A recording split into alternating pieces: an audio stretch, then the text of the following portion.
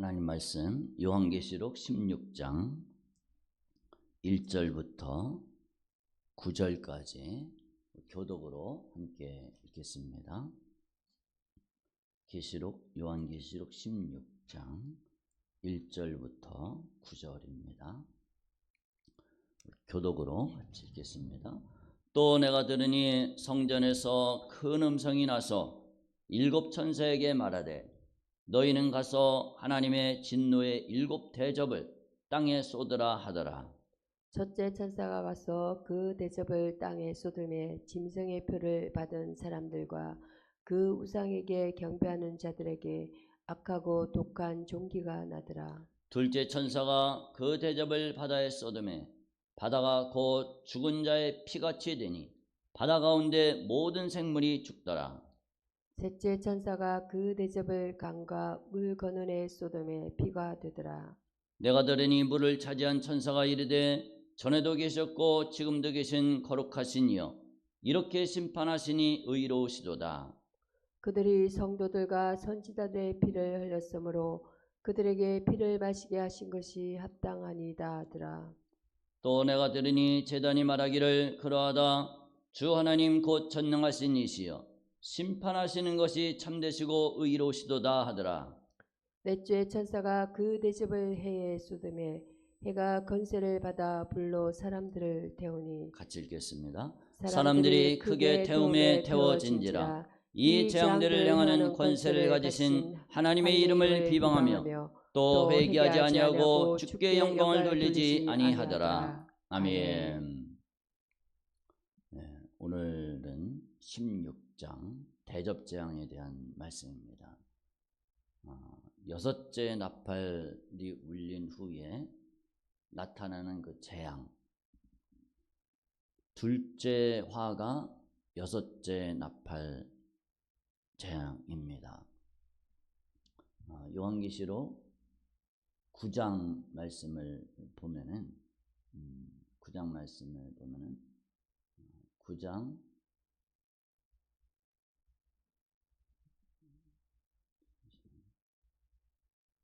8장 13절에 보면은 8장 13절에 보면 화가 있으리니 이는 새 천사들이 불어의 나팔 소리가 남아 있음이로다. 그러니까 화 이렇게 돼 있잖아요. 그러면은 이게 다섯째, 여섯째, 일곱째 이렇게 됩니다. 다섯째 화, 여섯째 화, 일곱째 화 이렇게 돼요. 다섯째 나팔, 여섯째 나팔, 일곱째 나팔 재앙이 이렇게 그렇게 말씀해주고 있습니다. 그런데 또 무슨 말씀이 있느냐면은 간격이 둘째 화가 지나갔으니 보라 셋째 화가 속히 이르는도다 이렇게 말씀하고 있습니다. 11장 15절 말씀에 보면은 11장 15절 말씀에 보면은 이거는 넘기기가 조금 어렵네요. 11장 14절에 보면 둘째 화는 지나갔으나 보라 셋째 화가 속히 이르는도다. 그러니까 둘째 화가 여섯째 나팔이라고 그랬잖아요. 여섯째 나팔이 지나갔고 셋째 화는 금방 온다고 그랬어요. 그 셋째 화가 뭐냐? 셋째 화가 일곱째 나팔 재앙이거든요. 일곱째 나팔 재앙이 어디에서 울렸냐면은 11장 15절에 바로 울렸어요. 바로 14절에 보라 셋째 화가 속히 이르노다 하고 일곱째 천사가 나팔을 불었습니다. 바로 불었죠. 그 다음에는 뭐가 없어. 뭐 재앙이 없어요. 보면은 12장에는 웬 여자가 나오고 또 13장에는 짐승이 나오고 14장에는 14만 4천이 나오고 16장에 비로소 이제 일곱째 마지막 재앙이 내릴 것을 선언을 하시고 그 다음에 이제 16장에 가서 드디어 이제 재앙이 쏟아집니다. 그러니까 4장을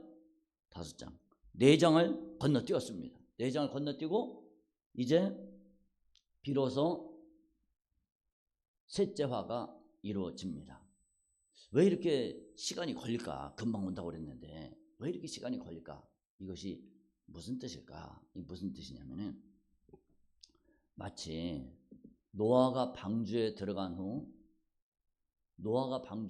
다음에 홍수를 금방 안 내리셨습니다. 하나님 얼마를 기다리셨냐면은, 혹시 얼마를 기다렸는지 아세요? 노아가 방주에 딱 들어간 다음에 하나님이 홍수를 금방 내리지 않고 얼마 동안 기다렸어요.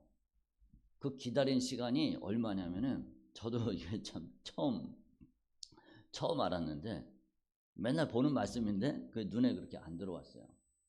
7일 후에 홍수가 땅에 덮이니, 창세기 7장 10절에 보면은 그렇게 나왔습니다. 7일 다음에 하나님이 그러니까 7일을 기다리셨습니다. 하나님은 아마 아쉬워하는 마음, 기다리는 마음, 차마 문을 닫을 수 없어서, 이제 문 닫으면 끝이잖아요. 문 닫으면은 이 세상에는 홍수 재앙으로, 홍수로 다 쓸어버리잖아요. 하나님이 차마 문을 닫을 수 없어서 혹시 또 누가 한 사람 들어오는 거 아니요? 이래갖고 더 기다린 것이 아닐까, 그런 생각을 이렇게 합니다. 이 16장까지 이렇게 길게 이렇게 돼 있습니다. 하나님이 기다리시는, 이제 둘째화가 6째 나팔 재앙이죠. 6번째 나팔 재앙까지는 회개의 기회가 있습니다. 근데 6번째 나팔 재앙하고 7번째 나팔 재앙 그 사이는 시간이 짧다고 그랬어요. 그래도 하나님이 그 시간을 허락해 주십니다. 그 시간이 뭐냐? 마지막 회개할 수 있는 기회입니다. 노아 방주가 이제 뚜껑을 타고 나서 뚜껑을 덮으면 이제 끝인데, 그거를 하나님이 일주일 동안 참으셨어요. 마치 그거하고 조금 비슷합니다. 이제 6째 나팔 재앙이 일어났고 7째 나팔 재앙이 일어나면 그걸로 끝입니다. 회개의 기회가 더 이상 주어지지를 않습니다. 그러니까 하나님이 기다리셨어요. 16장은 이제 7째 대접 재앙을 1절에 보면 땅에 쏟으라 7천사에게 말씀을 하셨죠. 여기 보면은 좀 생략된 부분들이 있습니다. 뭐가 생략이 되어 있냐면은,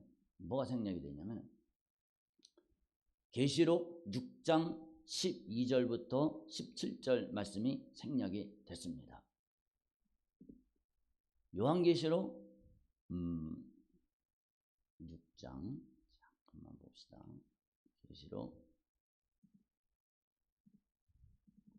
6장 이 말씀을 보면은 6장 12절부터 보면은 6째 인을 떼실 때에 큰 지진이 나고 해가 검은 털로 짠 상복같이 검어지고 달은 온통 피같이 되고 하늘의 별들이 무화과 나무가 대풍에 흔들려 설익은 열매가 떨어지는 것 같이 땅에 떨어지고 하늘은 두루마리가 말리는 것 같이 떠나가고 각 산과 섬이 제자리에서 옮겨지고 땅의 임금들과 왕족들과 장군들과 부자들과 강한 자들과 모든 종과 자유인이 굴과 산들의 바위의 틈에 숨어 하나님의 어린 양의 진노에서 우리를 가리라. 우리 요것만 우리 같이 한번 읽어봅시다.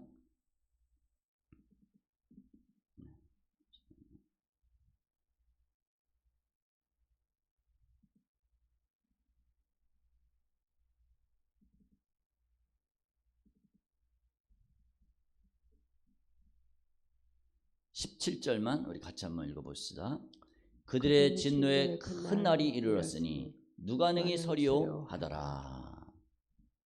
이 말씀이 생략이 되어 있습니다. 이 사전 말씀이 생략됐어요. 마지막 7나팔이 울렸으니까 생략이 된 거예요. 그 순간에 7째 나팔이 이미 울린 상태입니다. 이미 울렸으니까 어떻게 되느냐? 성도들이 전부 부활체로 다 변화가 된 겁니다. 그리고 공중으로 휴거가 됐습니다. 그게 어디냐? 그게 15장 2절에 이미 유리 바닷가에 서서 7번째 나팔이 딱 울릴 때 유리 바닷가에 성도들이 휴거가 돼서 다 가버렸습니다. 부활하고 휴거된 성도들은 이 땅에 존재하지 않습니다. 공중에서 주님을 영접하고 있어요. 예수님을 영접하고 있습니다. 그 다음에 이 대접장들은 누구한테만 떨어지느냐? 이 땅에 남겨진 사람들한테만 대접장이 떨어집니다. 휴거가 되고 나서 휴거에 이르지 못한 사람들, 그들에게 대접장이 16장부터 있는 대접장이 다 쏟아지는 겁니다. 그러니까 우리는 어떻게 됩니까? 반드시 휴거를 우리는 받아야 됩니다. 휴거돼서 하나님을 영접하는 그런 우리가 돼야지, 휴거에서 낙오가 되면은 이제 끝나는 겁니다. 버림을 받는 겁니다. 우리는 휴거된 믿음, 신부된 믿음, 이런 믿음을 확실하게 가져야 된다는 겁니다. 2절에 보면은 첫째 천사가 가서 그 대접을 땅에 쏟으며 짐승의 표를 받은 사람들과 그 우상에게 경배하는 자들에게 악하고 독한 종기가 나더라. 악하고 독한 종기가 막 이제 나기 시작을 합니다. 이 대접재앙은 진짜 무시무시합니다. 악하고 독한 종기가 이제 땅에 거하는 자들에게 내려집니다. 대접재앙은 이미 부활하고 휴거된 성도들하고는 아무 상관이 없는 그런 재앙입니다. 짐승의 표를 받은 사람들, 우상에게 경배한 자들에게만 종기가 생깁니다. 악하고 독한 종기가 제일 먼저 등장한 것인데 그 이유가 무엇일까? 짐승의 표를 받은 자, 짐승의 표를 자들은 부정한 자가 되는 겁니다. 나는 이제 하나님을 안 섬기고 저 우상만 섬기겠습니다. 짐승을 그리스도로 메시아로 따르고 섬기겠습니다. 이런 사람들 아니에요? 레위기 13장 8절 45절에 보면은 피부에 종기가 발생한 자를 어떻게 선포를 하느냐? 부정한 자로 선포를 합니다. 그리고 백성 중에서 분리가 됩니다. 치료가 될 때까지는 못 들어옵니다. 쉽게 얘기해서 모세 누이 미리암이 나병에 걸렸었잖아요. 나병에 걸리니까 진중에 들어오지를 못했습니다. 7일인가요? 들어오지를 못했어요. 그리고 이스라엘이 움직이지를 못했습니다. 이 악한 종기는 너는 부정한 자다. 너는 하나님께 버림받은 존재다. 그런 의미입니다. 악한 종기의 고통이 얼마나 심한지 사무엘상 5장 12절에 보면은 그 블레셋 사람들이 여호와의 궤를 뺏어갔다가 종기가 발생이 되잖아요. 그 고통이 얼마나 심한지 부르짖음이 하늘에 사무쳤더라, 이런 표현이 나옵니다. 하나님께서 법궤를 가져간 블레셋 도시들에게 악한 종기를 보냈는데 이것이 바로 장차 나타날 악한 종기에 대한 예표가 되는 겁니다. 그 다음에 둘째 천사가 대접을 쏟았습니다. 우리 3절을 같이 한번 읽어보겠습니다. 둘째 천사가 그 대접을 바다에 쏟음에 바다가 곧 죽은 자의 피같이 되니 바다 가운데 모든 생물이 죽더라. 두 번째 대접 재앙은 어디에 쏟아졌는가? 바다에 쏟아졌습니다. 바다가 죽은 자의 피같이 됐습니다. 세 번째 대접 재앙이 강물이 피로 된 것을 보면은 아마 이 둘째 바다도 죽은 자의 피처럼 그렇게 얼룩이 져버렸습니다. 모든 피조물이 다 죽어버렸습니다. 피는 생명이라고 그랬습니다. 피는 생명이다. 그 피로 인해서 모든 생물이 다 죽었습니다. 이 피 속에 담긴 하나님의 뜻이 무엇일까? 이 피조물이 하나님이 만물을 새롭게 하신다고 그랬거든요. 21장 계시록 21장 5절에 보면 보라 내가 만물을 새롭게 하노라 그랬는데, 만물을 새롭게 할 때 자연계에 있는 모든 생물들이 그냥 살아있는 채로 완전히 새롭게 되느냐? 그게 아니고 이 피조물들은 죽은 다음에 새롭게 된다는 것을 성경을 통해서 보게 됩니다. 살아나지를 못합니다. 짐승. 그 다음에 셋째 천사가 그 대접을 강과 물 근원에 쏟았다고 그랬습니다. 그러니 피가 됐습니다. 마실 수가 없습니다. 강 속에 있는 모든 생명체가 죽었는데도 언급이 없죠. 여기도 둘째 천사가 대접을 바다에 쏟을 때 모든 생물이 죽었더라 한 것처럼 셋째 천사가 강과 물 근원에 쏟았을 때도 여기도 모든 생명체가 죽었을 것이다. 한 번 얘기를 했으니까 두 번 이야기를 안 하는 것으로 그렇게 이해를 하면 되겠습니다. 그러면은 목이 마르고 마실 물이 없는 악인들이 피가 된 물을 마시면은 어떻게 되겠습니까? 피가 된 물을 마시면 물을 마셔도 고통은 심하지만은 죽지를 않습니다.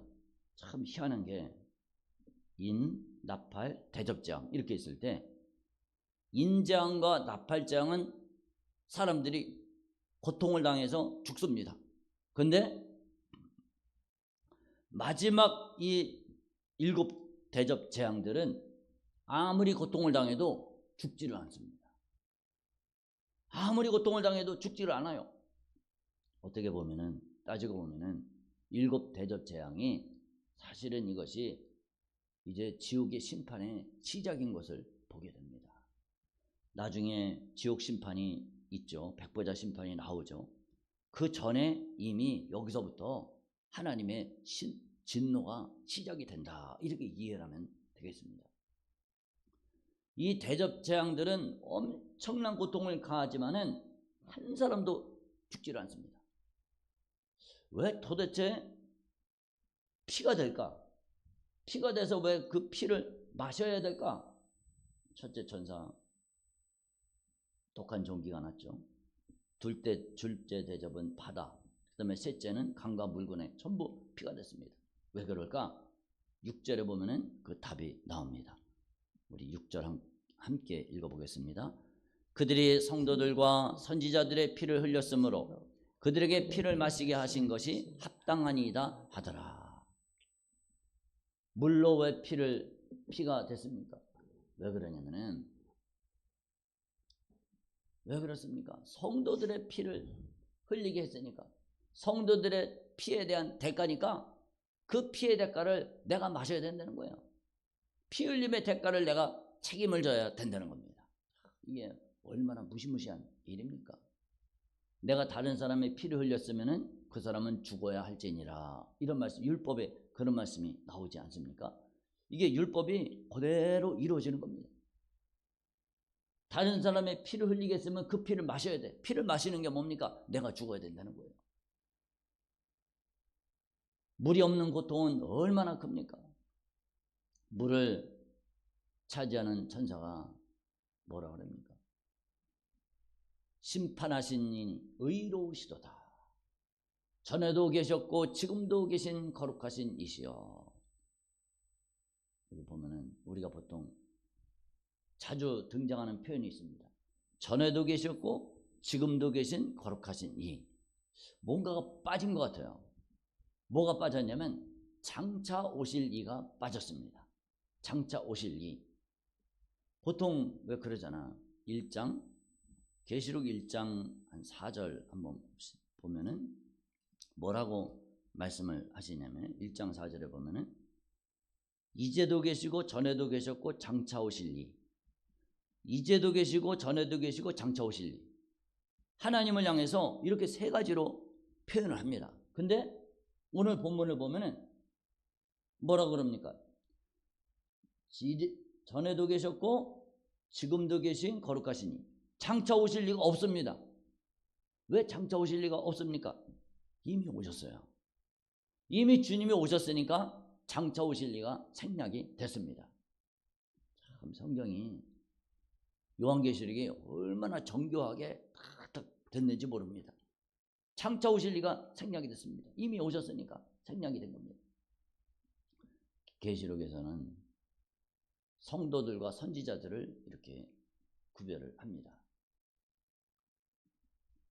심판 재앙은 뭡니까? 성도들의 피값에 대한 보응입니다. 다섯째 인재앙 때 순교자들이 간구를 합니다. 다섯째 인재앙 때 주님, 우리 피를 신원하여 주시기를 오는 때까지 하시려나이까. 순교자들이 제단 아래에 있어서 탄원을 합니다. 우리 피 흘린 이거를 좀 갚아주세요. 보복을 해주세요. 그랬더니 흰 두루마기를 주면서 조금만 참아라. 그 조금만 참은 게 이제 이루어지는 겁니다.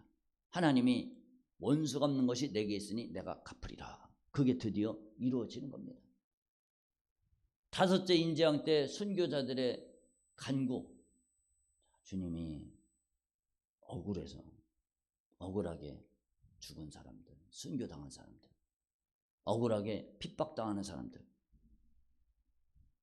어떻게 보면은 억울하게 그 핍박당한 사람들이 죽음까지도 마다하지 않고 하나님을 사랑하고 주님을 섬겼던 믿음을 지키는 그 사람들, 나약하고 힘없이 죽는 것 같지만은 결국은 하나님이 그 핏값을 갚아주시는 것을 보게 됩니다.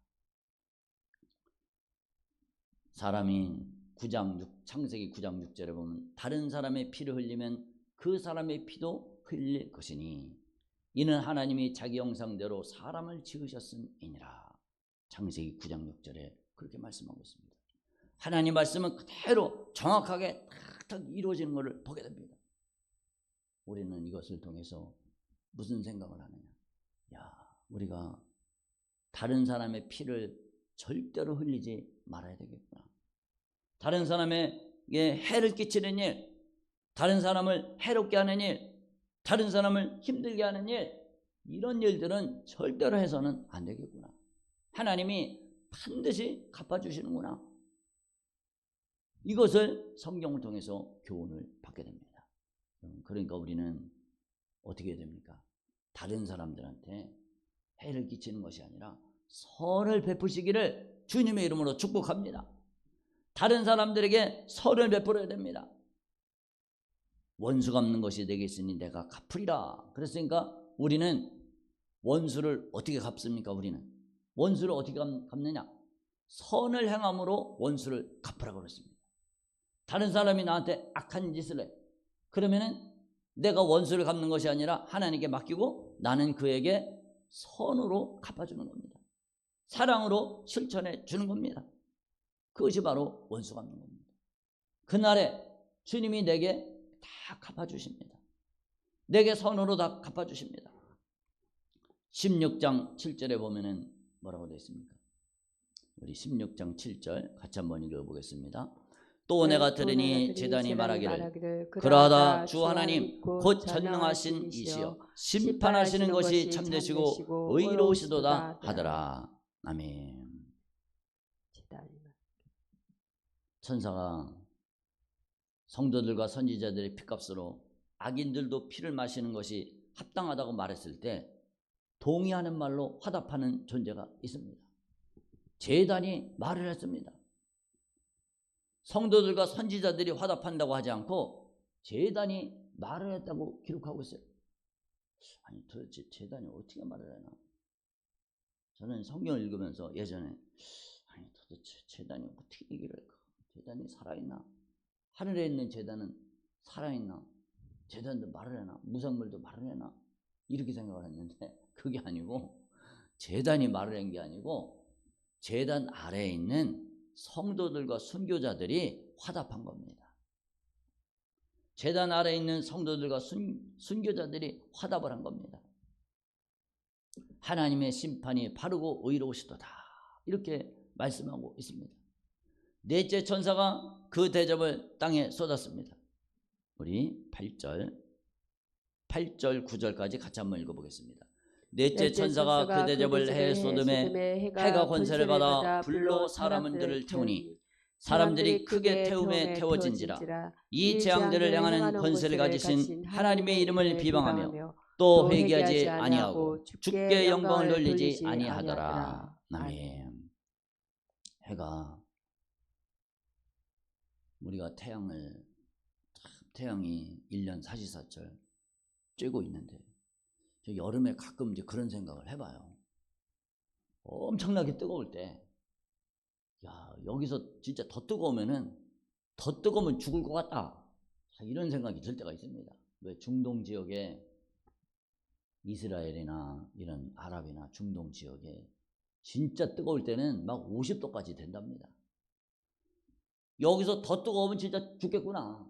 그런 생각을 했는데, 아니, 여기서 더 뜨겁지 않고 조금만 시간만 이제 며칠 지나면은 서서히 식어지잖아요. 식어지면서 가을이 오잖아요. 그리고 춥잖아요. 겨울이 오잖아요. 하나님이 태양한테 이제 명령을 내린 거예요. 너 여기까지만 온도를 올려라. 더 온도 올리지 말아라. 왜냐면 여기서부터 더 온도를 올리면은 우리가 죽을까 봐. 더 올리지 않습니다. 근데 이제 해가 권세를 받아갖고 권세를 받아서 평소의 온도와는 달리 훨씬 더 강력해졌습니다. 얼마나 뜨거웠는지 온도가 몇 도가 되는지 모르지만은 사람들을 크게 태울 만큼 뜨거워졌다고 그랬습니다. 하나님은 낮을 주관하는 천체로 태양을 만드셨죠. 의인이나 악인에게 모두 해를 통해 큰 은혜를 주셨습니다. 농사를 짓고 편안한 생활을 하고 태양을 통해서 햇빛을 받아서 곡식을 여물게끔 그렇게 만들고 우리에게 이 먹고 살 수 있도록 풍요롭게 제공해 주셨습니다. 그런 은총을 누가 주셨냐? 하나님이 주신 거잖아요. 하나님이 이 자연 만물을 통해서 주님이 만드시고 그를 통해서 일반 은총을 하나님이 다 주셨습니다. 그런데 그런 하나님의 은총을 망각을 하고 하나님을 배신하고 짐승 뒤에 숨은 사탄을 하나님으로 만들고 경배한 자들, 그들을 심판하십니다. 하나님을 모르는 사람들, 모를 뿐만이 아니고 하나님을 대적하고 짐승을 섬기는 자들, 짐승 뒤에 숨은 이 사탄을 섬기는 자들, 그들을 하나님은 이제 심판하십니다. 인간에게 가장 힘든 형벌이 무엇입니까? 그게 바로 화형입니다. 불에 태워 죽는 게 가장 고통스럽습니다. 얼마나 고통스럽겠습니까? 사람을 불로 태울 때 가장 큰 고통이 따르니까 죽은 악인들과 부활한 악인들이 가는 장소가 불이 활활 타는 지옥이나 불못입니다. 우리는 하나님이 진짜 원수를 갚는구나, 복수를 하시는구나, 하나님은 심판하시는구나, 이거를 깨닫게 됩니다. 근데 아마 이때 온도가 몇 도가 될까 한번 상상을 해보세요. 태양이 내리쬐고 그 온도가 몇 도가 될까? 태움에 태워진지라고 그랬으니까 태울 정도니까 우리가 이 후라이팬에 이렇게 온도를 가열하고 할 때 온도가 몇 도입니까? 뭐 180도 뭐 그런다고 얼핏 들은 게 한 200도? 그러면 그게 이제 한참 있으면 진짜 연기가 나고 막 그러잖아요. 온도가 더 올라가고 그러면 아마 태양의 온도가 그 정도 가까이 올라가지 않을까. 이 지구상에 비치는 우리가 느끼는 온도가 그 정도 온도가 될 때 연기가 나고 탈 거 아니겠어요?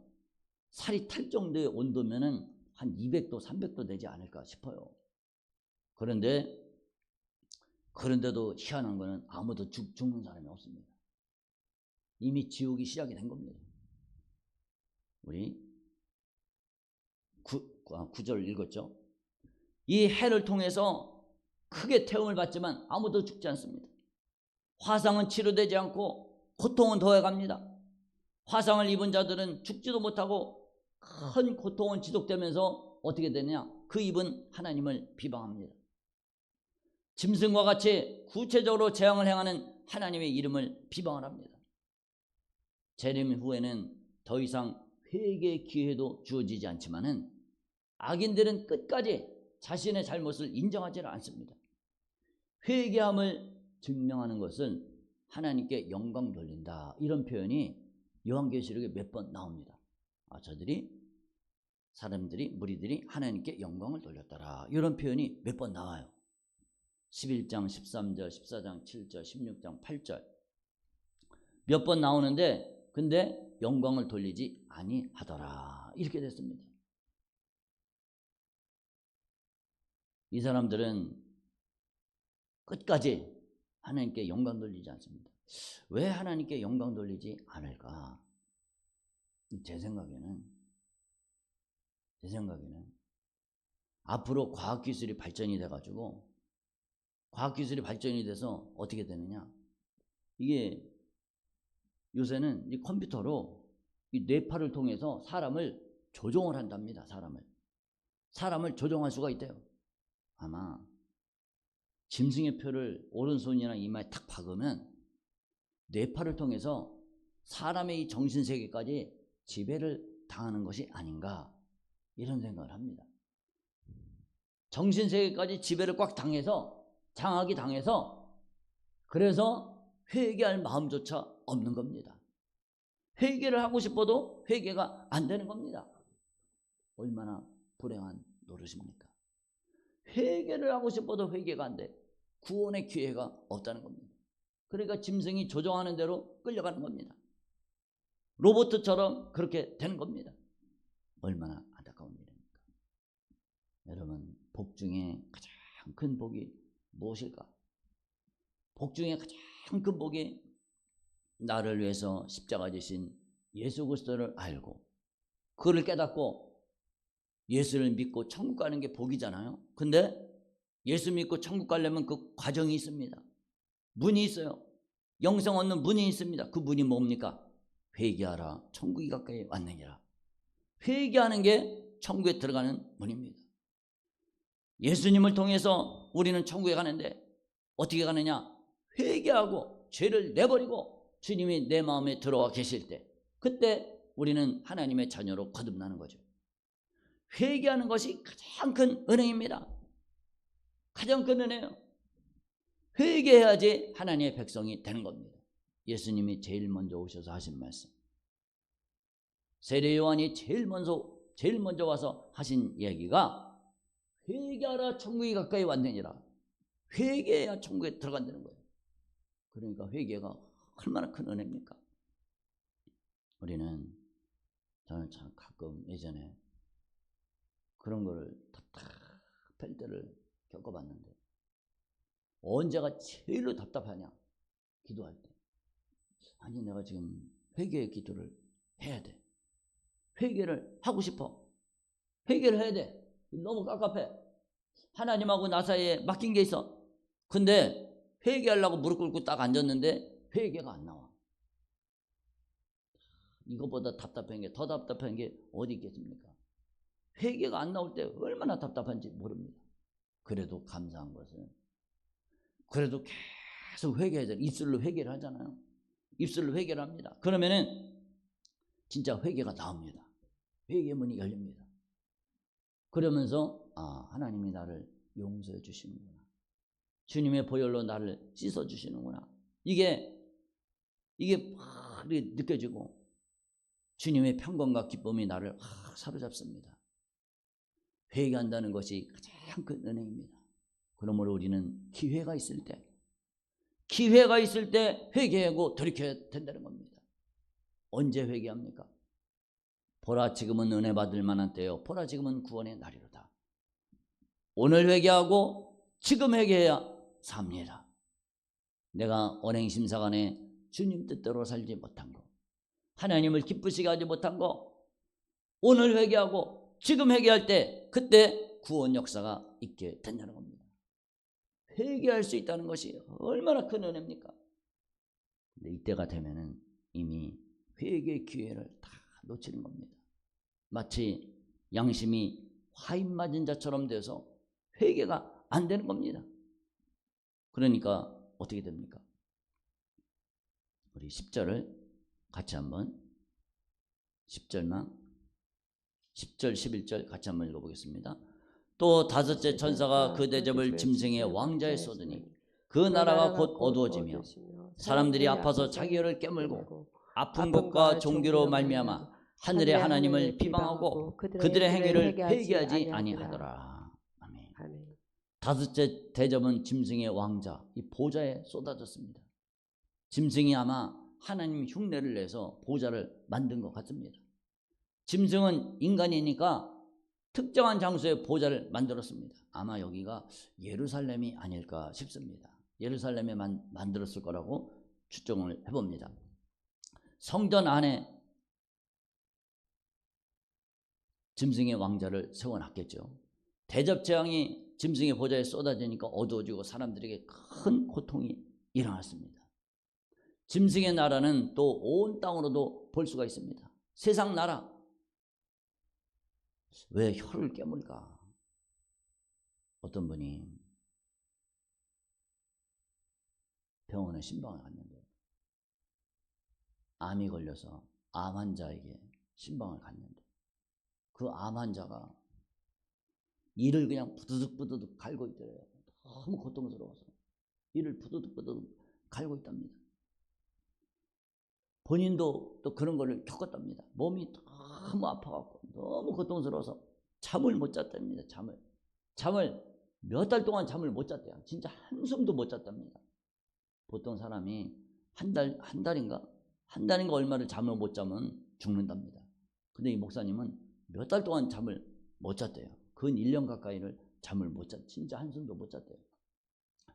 그러니 얼마나 고통스럽겠습니까? 아주 이를 부두둑 갈았답니다. 본인이 이렇게 말씀하시더라고요. 얼마나 고통스러운지. 왜 혀를 깨물게 됐을까? 그 나라가 곧 어두워지며 사람들이 아파서 자기 혀를 깨물고, 혀를 왜 깨무냐면 자살하려고 깨무는 거예요. 자살하려고. 이를 부두둑 갈아도 고통이 안 없어지니까 차라리 죽는 게 낫겠다 하고 혀를 깨물고 피를 흘리면서 자살을 하는 겁니다. 자살 시도를 하는 겁니다. 차라리 죽는 게 낫겠다. 근데 그날에는 죽고 싶어도 죽지 못하는 고통을 당하게 되어 있다는 겁니다. 얼마나 비참한 일입니까? 이미 지옥의 심판이 시작이 된 겁니다. 오히려 하늘의 하나님을 비방을 합니다. 그들의 행위를 회개하지 않습니다. 얼마나 안타까운 일입니까? 악인들은 더 이상 회개할 마음조차 상실했습니다. 재림 이후에는 회개의 은혜마저 박탈당합니다. 대접 재앙을 받을 때마다 하나님을 비방합니다.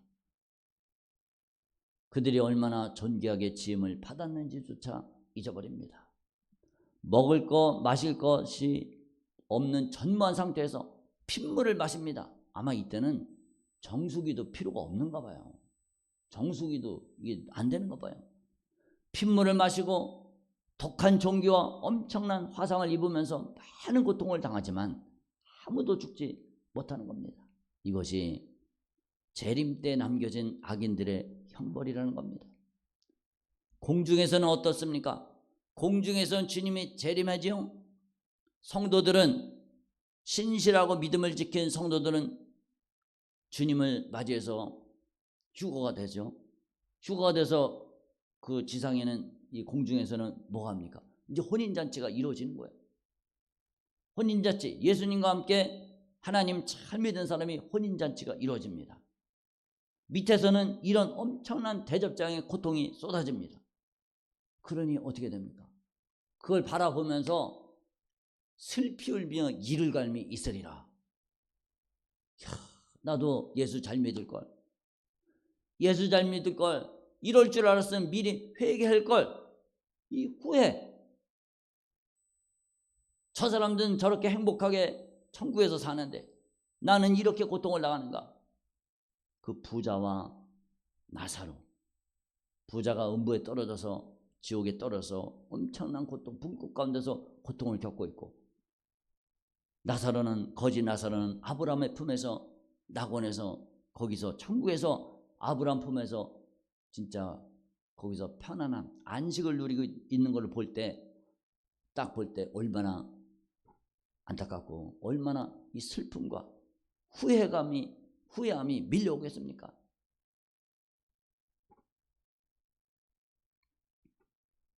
평소에는 성도들이 굉장히 초라하게 보이고 성도들을 욕하고 핍박하고 그렇지만은 최후에 당하는 자기들의 현실을 볼 때 얼마나 후회하고 그들이 가슴을 치면서 안타까워하겠습니까? 여러분, 우리도 사실은 이 두 가지 우리 앞에 다 놓여 있습니다. 이 땅에 살면서 죽도록 충성하고 하나님께 신실할 때, 그때 우리 앞에 놓여 있는 것이 무엇입니까? 우리 앞에 놓여 있는 것이 휴거의 영광을 얻을 것이냐, 저 영원한 낙원의 영광을 우리가 얻을 것이냐, 아니면은 대접재앙을 받아서 정말로 엄청난 심판을 겪을 것이냐. 우리 앞에 다 놓여 있습니다. 우리 모두는 하나님의 영광의 보좌에 주님과 함께 영원한 기쁨과 즐거움과 행복을 누릴 수 있는 믿음의 사람들, 우리 모두 다 되시기를 주님의 이름으로 축복합니다. 아멘. 기도하겠습니다. 하나님 아버지, 은혜를 감사합니다. 아버지, 긍휼히 여겨주세요. 주님, 마지막 화, 셋째 화, 일곱째 나팔재앙, 이 7가지 진노의 대접을 받으면 더 이상의 회개의 기회가 없습니다. 주님, 우리는 이 진노의 대접을 받지 않도록 붙잡아 주시고, 아버지여, 주님과 함께 영원한 천국에서 영원한 행복을 누리며 살 수 있는 믿음의 사람들 우리 모두 다 되게 하여 주시옵소서. 주여, 우리는 부족하고 연약합니다. 주여, 주님이 먼저 엄청난 환난과 시련을 겪고 나서 나를 위해서 주님이 십자가에 피 쏟아 죽으시고 내 생명, 내 영혼을 건져주셨습니다. 주님의 은혜를 절대 배신하지 않는 사람들 되게 해주시고, 아버지여, 우리는 대접장을 받는 것이 아니라 하나님의 영광스러운 그 은혜를 맞이할 수 있는 믿음의 사람들 다 되게 하여 주시옵소서. 감사드립니다. 예수님 이름으로 기도드렸습니다. 하나님 아버지, 은혜를 감사합니다. 아버지, 이제 마지막 재앙, 7가지 대접재앙이 쏟아지는 것을 우리는 봅니다. 이 마지막 7째 대접재앙에는 하나님의 긍휼하심이 없습니다. 회개의 기회가 존재하지 않습니다. 사람들이 죽고 싶어도 죽을 수가 없습니다. 주여, 우리는 이 대접재앙을 받지 않게 해주시고 정말로 주님과 함께 휴거되어 저 영원한 천국 누릴 수 있도록 붙잡아 주세요. 누가 그 천국에 들어갑니까? 하나님의 계명과 예수에 대한 믿음을 지키는 사람들, 그 입에 거짓말이 없고 흠이 없는 자들만 저 영원한 천국에 들어갑니다. 우리 모두 믿음을 잘 지켜서 주님과 함께 영생 복락 누리는 하나님의 백성들 다 되게 하여 주시옵소서. 예수님 이름으로 기도드렸습니다. 아멘.